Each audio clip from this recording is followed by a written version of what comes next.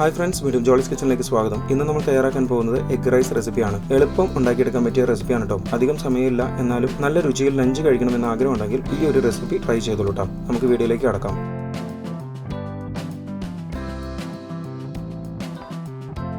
ഒരു വലിയ പാത്രത്തിൽ അരി വേവിക്കുന്നതിന് ആവശ്യമുള്ള വെള്ളം എടുക്കുക. അതിലേക്ക് 1/4 ടീസ്പൂൺ ഉപ്പ് ചേർത്ത് നന്നായി ഇളക്കുക.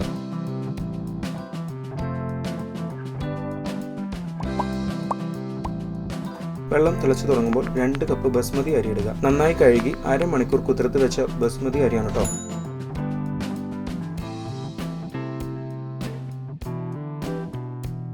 വീണ്ടും തിളച്ചു തുടങ്ങുമ്പോൾ മൂടി അടച്ചു വയ്ക്കണം.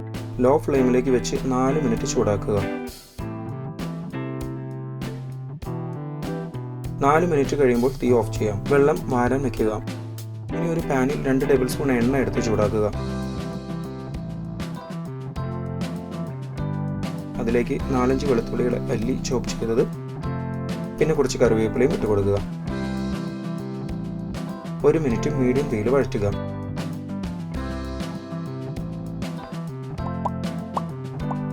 ഇനി ഒരു സവോള അരിഞ്ഞത് ചേർക്കാം.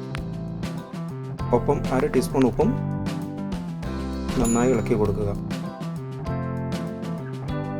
2-3 മിനിറ്റ് ഹൈ ഫ്ലെയിമിൽ വഴറ്റുക. ഇനി ഇതിലേക്ക് ആവശ്യമുള്ള വെജിറ്റബിൾസ് ചേർക്കാം. ഞാനിവിടെ 1/2 ക്യാപ്സിക്കം അരിഞ്ഞത്, 1 ക്യാരറ്റ് അരിഞ്ഞതാണ് ചേർക്കുന്നത്. നന്നായി മിക്സ് ചെയ്യുക. മൂടി അടച്ചു വെച്ച് 3 മിനിറ്റ് നേരം വേവിക്കുക. 3 മിനിറ്റ് ശേഷം നമുക്ക് മൂടി തുറക്കാം.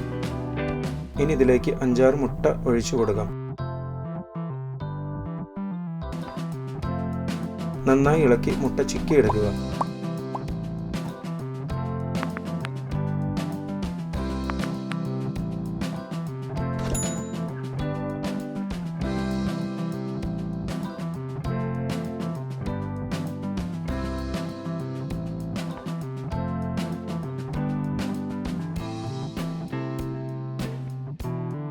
അതിനുശേഷം 1 ടീസ്പൂൺ നല്ല ജീരകം പൊടിച്ചത്,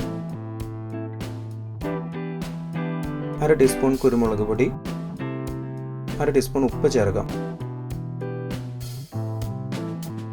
നന്നായി ഇളക്കി യോജിപ്പിക്കുക. 1 മിനിറ്റ് ചൂടാക്കുക. ഇനി ഇതിലേക്ക് നേരത്തെ വേവിച്ചു വെച്ച ബസ്മതി അരി ചേർത്ത് കൊടുക്കാം.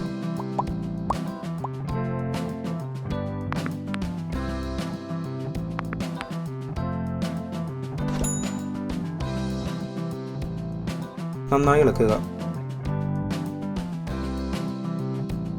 ഇതുവരെ നമ്മുടെ ചാനൽ സബ്സ്ക്രൈബ് ചെയ്തിട്ടില്ലെങ്കിൽ ഒന്ന് സബ്സ്ക്രൈബ് ചെയ്ത് സപ്പോർട്ട് ചെയ്യണം. പുതിയ വീഡിയോയുടെ നോട്ടിഫിക്കേഷൻ അപ്പോൾ തന്നെ ലഭിക്കുന്നതിന് ബെൽ ബട്ടൺ കൂടി ഇനേബിൾ ചെയ്യുമല്ലോ. മൂടി അടച്ചു വെച്ച് ലോ ഫ്ലെയിമിൽ 2 മിനിറ്റ് ചൂടാക്കുക. തീ ഓഫ് ചെയ്യാം. നമ്മുടെ എഗ് റൈസ് റെസിപ്പി റെഡി. കുട്ടികൾക്ക് സ്കൂളിലേക്കൊക്കെ എളുപ്പം ഉണ്ടാക്കി കൊടുത്തു വിടാൻ പറ്റിയ റെസിപ്പിയാണ് കേട്ടോ. വീഡിയോ ഇഷ്ടമായെങ്കിൽ ഒന്ന് ലൈക്ക് അടിക്കണേ. സബ്സ്ക്രൈബ് ചെയ്യാനും മറക്കല്ല കേട്ടോ. നിങ്ങളുടെ അഭിപ്രായങ്ങൾ എഴുതി അറിയിക്കുക. മറ്റൊരു വീഡിയോയിൽ നമുക്ക് വീണ്ടും കാണാം. Thanks for watching the video.